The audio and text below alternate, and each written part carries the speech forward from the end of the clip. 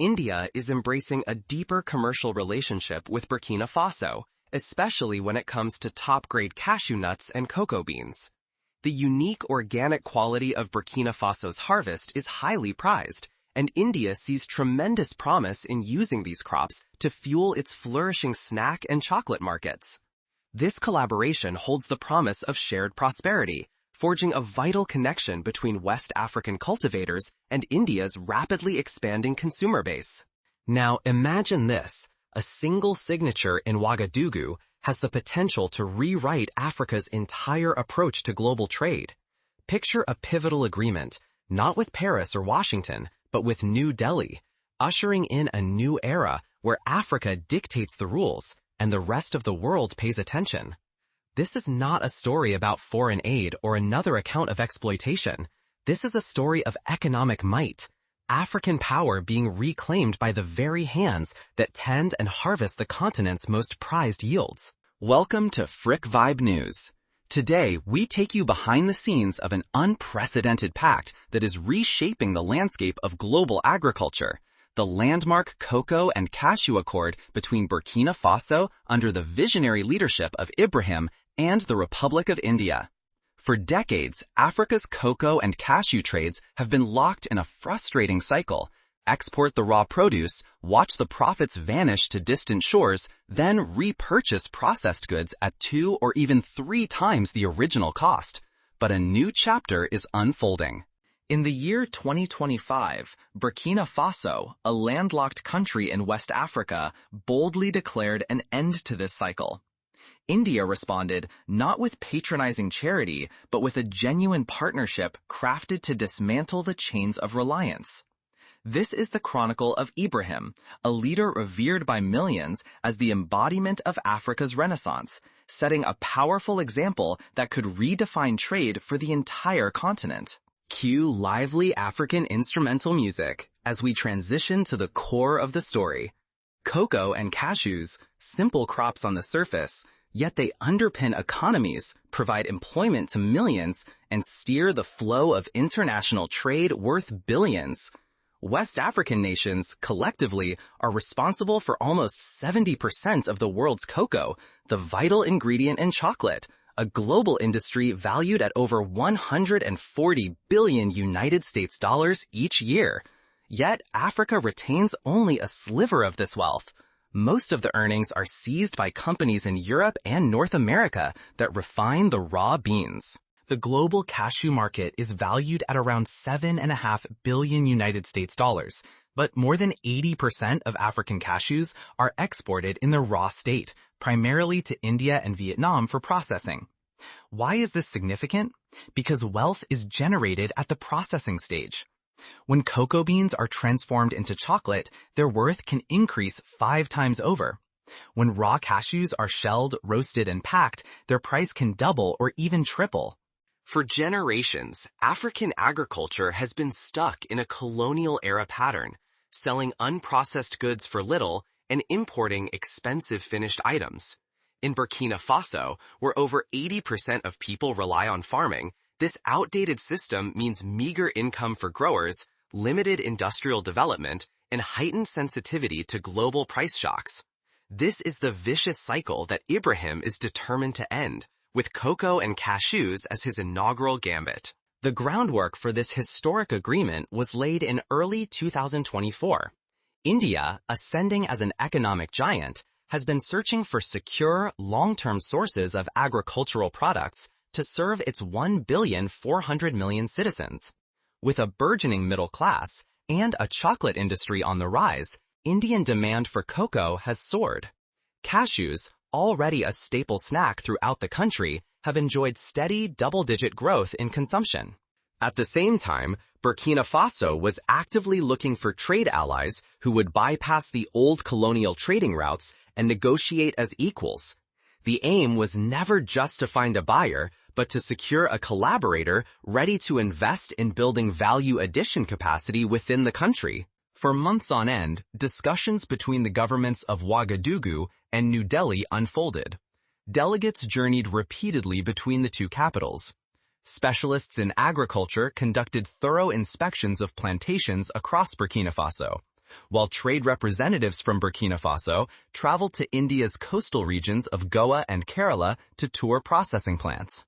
Ultimately, the finalized accord is expected to generate an estimated 600 million United States dollars in value over the course of the first 5 years.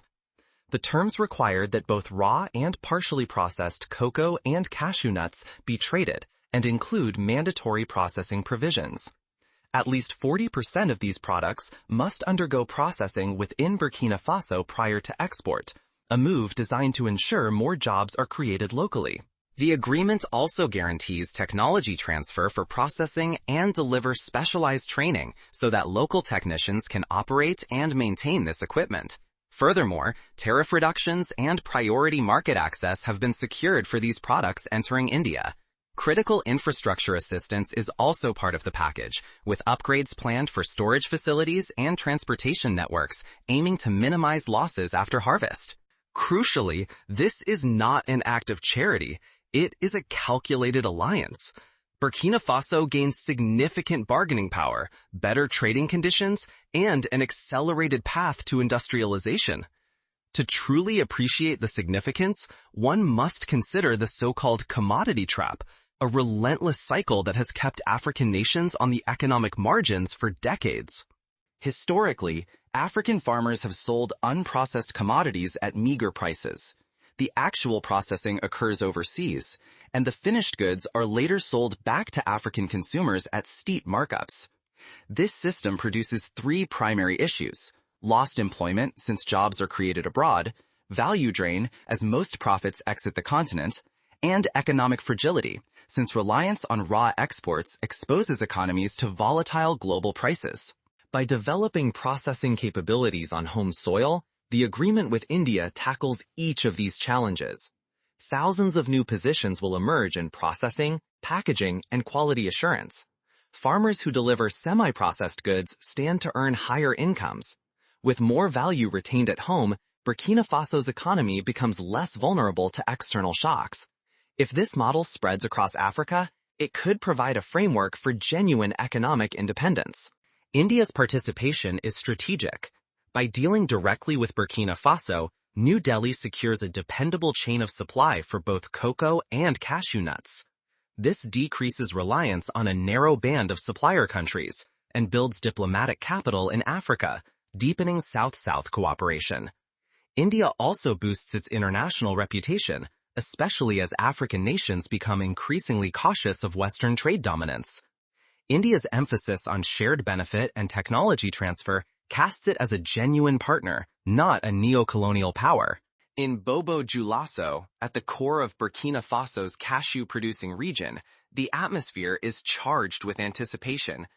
Local farmer Moussa Diallo confided to Frick Vibe News, "For years, we have sold our harvest for amounts that barely support our families. If this agreement leads to local processing, it could reshape our destiny." Fatoumata, a factory owner, added, "With Indian equipment, we will be able to triple our production. This is how we finally match the output of the biggest exporters." Young business people are also sensing new possibilities. Abdulai, a business graduate aged 27, remarked, "This is our opportunity to package chocolate for the world instead of simply shipping out raw or generic goods." The international response has been swift. In Paris, trade authorities issued careful statements about the long-term viability of such deals, a diplomatic way to express anxiety over shrinking market share. In Brussels, agricultural lobbyists warned that Africa's shift toward unconventional trading partners might transform global commodity flows.